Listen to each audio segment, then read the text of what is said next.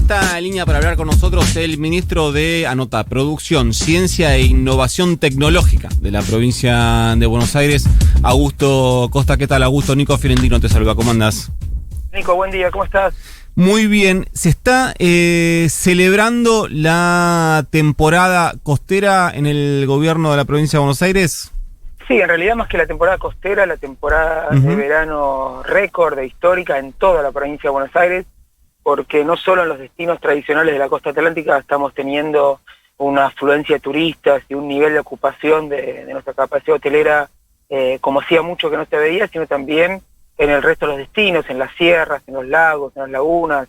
Hubo un crecimiento muy importante también del turismo rural y el denominado turismo de cercanía, así que muy contentos porque es una actividad que genera muchísimo empleo, que genera muchísimos ingresos y que sobre todo venía muy golpeada por la pandemia. A esta altura del año y considerando los turistas que nos están visitando, ya más de 3 millones de personas se eligieron a la provincia de Buenos Aires para pasar su día de descanso, y eso habla de una temporada que arrancó con números que no se veían como mínimo de hace una década.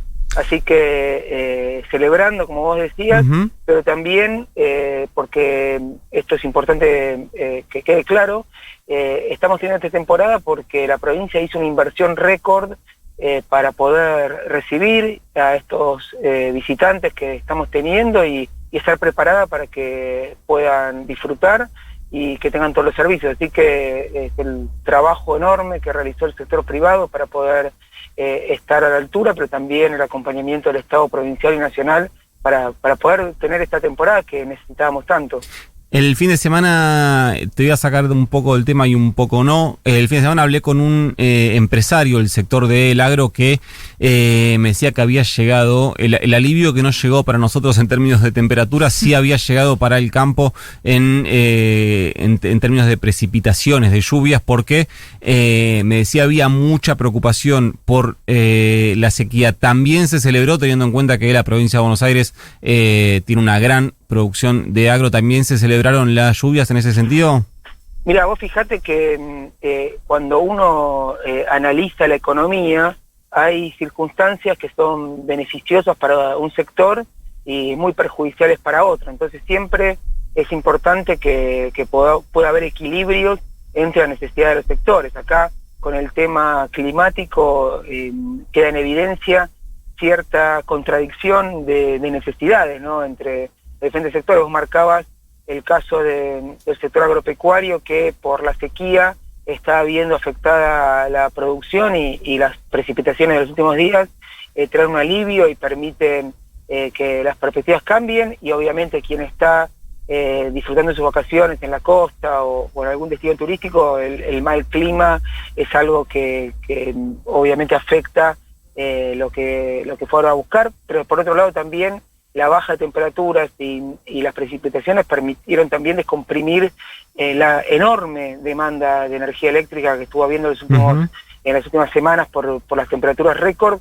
Así que también celebramos que podamos recuperar cierta tranquilidad respecto a la presión sobre el sistema energético, y que estas lluvias permitan que el sector agropecuario pueda tener condiciones para tener también una cosecha importante. Augusto, ya que mencionaste la situación energética, desde el gobierno de la provincia de Buenos Aires, ¿se va a iniciar algún tipo de investigación o de revisión o algún tipo de presentación por los cortes, o es algo por los cortes de luz, digo, ¿no?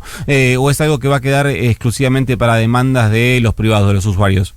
Mira, lo que se hace desde la provincia de Buenos Aires es un seguimiento permanente del sistema eléctrico, digamos, de tanto lo que es distribución como el resto de los eslabones de la cadena. Y acá lo que estamos viendo es que hubo una demanda en el sistema también histórica y récord, y estuvimos muy cerca del límite de la capacidad de generación. O sea, no es un problema exclusivo de las empresas eléctricas que se encargan de la distribución a los hogares, donde sí detectamos y venimos manifestando que hay un atraso de inversiones, que se requiere mejorar el sistema para brindar mejores servicios, pero hubo una demanda fuerte en términos de generación. Entonces, desde el área de energía de la provincia se está analizando la situación y si hay cuestiones que son responsabilidad de las empresas, por supuesto se van a tomar las medidas. Augusto, ¿cómo estás? Buen día. Sol Rodríguez Garnica te saluda. ¿Qué tal, Sol? Buen día. Con respecto a lo que se está atravesando con COVID y con estos resultados de la pandemia y demás, bueno, y la cantidad de contagios, mucho se había hablado de la situación de las empresas y cómo vienen afrontando algunas relaciones con el ausentismo y demás. ¿Se pudo o se está hablando sobre cómo realizar los test rápidos, si van a existir, cómo van a ser los controles y se sigue haciendo foco en los protocolos? Mira, Sol, lo que venimos haciendo nosotros es tener un seguimiento permanente de cómo viene la actividad productiva en este contexto del crecimiento importantísimo de casos por la llegada de la nueva cepa Omicron y trabajando mucho con el Ministerio de Salud de la provincia, que a su vez articula con el Gobierno Nacional y con el Ministerio de Salud Nacional. La situación es la siguiente y lo manifestó esta semana el ministro de Salud, Nicolás Kreplak. La cepa Omicron es muy contagiosa y eso es una novedad respecto a cepas anteriores, pero tiene un impacto más leve en la salud de las personas y sobre todo la gran cobertura de vacunación que tenemos en este momento hace que quienes cursan enfermedades graves y requieren de internación o utilización del sistema sanitario, es una proporción muy baja de la población y mayoritariamente no vacunados. Entonces, una cuestión que me parece importante destacar es que hoy tenemos una cobertura alta de la vacuna porque no hubo una resistencia masiva de gente que decidió no vacunarse, sino que es un sector marginal de la población, menor, y eso permite que el impacto de esta nueva cepa sea mucho menor. Y por eso se pudo tomar una decisión esta semana que se dio a nivel nacional y que aplicamos a la provincia, que es cambiar el criterio para los protocolos de los contactos estrechos, que hasta esta semana, cuando uno era contacto estrecho, por más que esté vacunado, tenía que hacer aislamiento.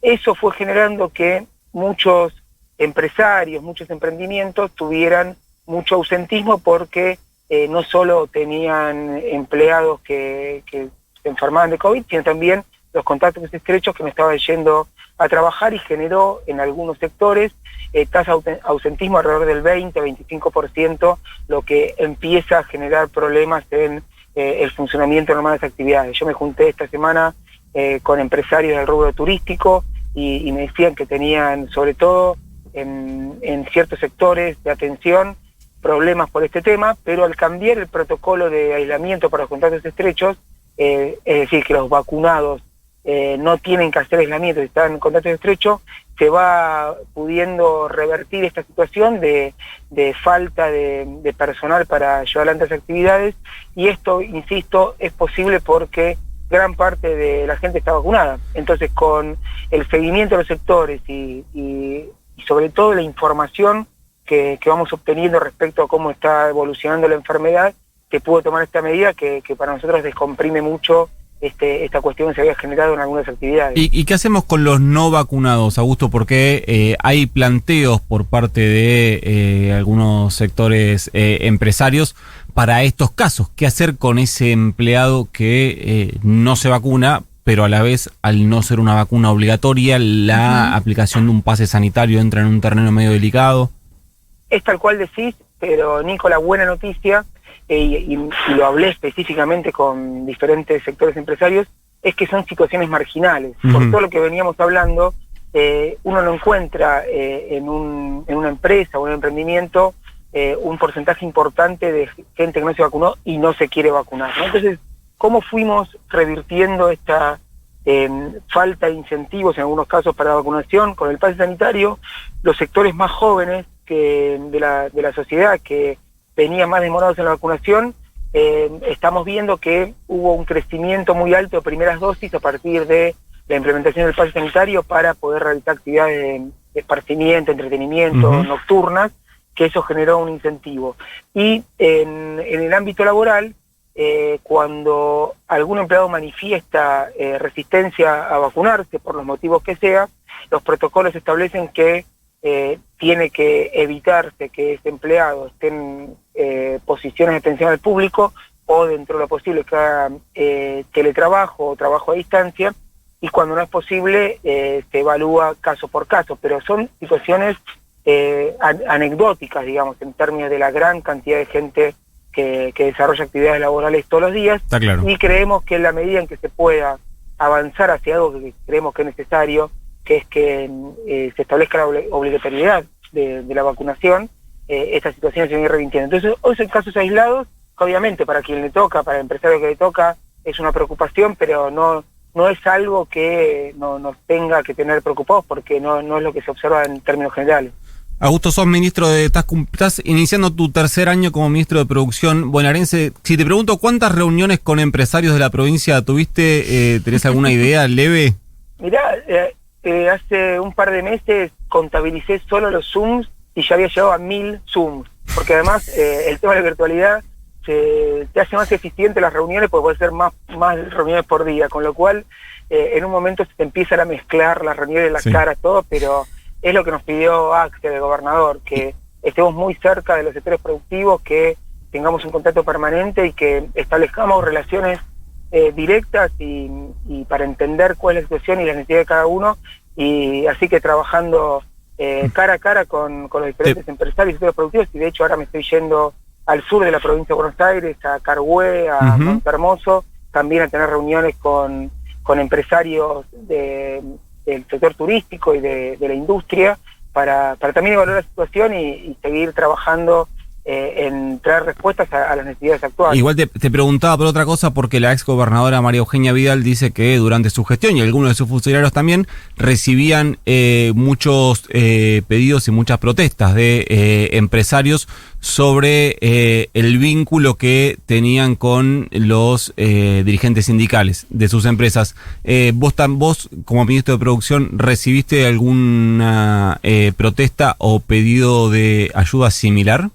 No, para nada. Jamás me mencionaron una situación como la que mencionás con los representantes sindicales. Hay algunos conflictos, obviamente, como en toda relación entre empleador y trabajadores, y entre los representantes de trabajadores y los representantes de las empresas, que son también situaciones puntuales y que tienen que ver con conflictos de intereses que se resuelven como corresponde.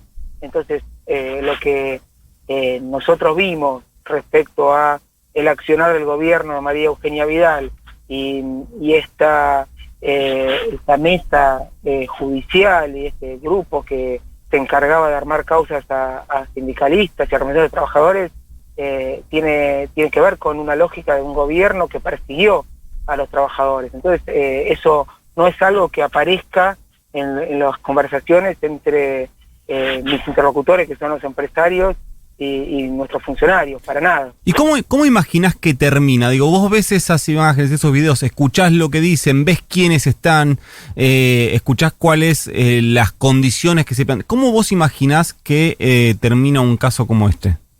Esto lo debería determinar la justicia. Lo que pasa que lo que uno ve ya deja todo claro de cuál era la lógica del gobierno de María Eugenia Vidal en la provincia, y peor aún, esta cuestión de que había espionaje por parte del gobierno nacional, y que espiaba a sus propios funcionarios provinciales y otros referentes políticos. Es una vergüenza absoluta que afecta el desarrollo de las instituciones y que va en contra de lo que se espera en una democracia. Yo, cómo termina, no te lo puedo decir porque depende del accionar de la justicia, pero creo que el caso es evidente y espero que se pueda llevar adelante una investigación y que se determinen responsables y se tomen las medidas que correspondan.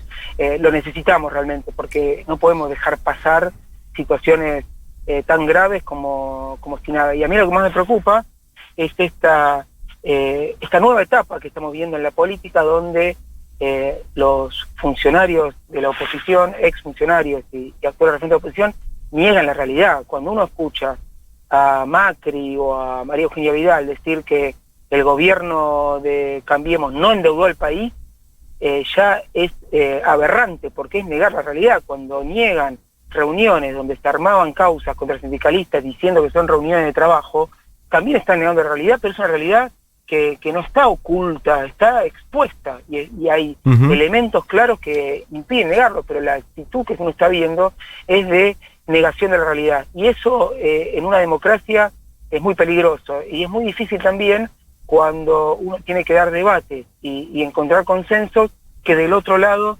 directamente se diga, no, eso no pasó, cuando evidentemente pasó y está pasando. Entonces ahí me parece, y es el punto que para nosotros es importante, hay que entender que el país está en un momento muy complicado, que necesitamos de consensos mínimos para seguir adelante, y que eso implica que la oposición y los responsables de las cuestiones que estamos charlando tengan una actitud seria y estén a la altura.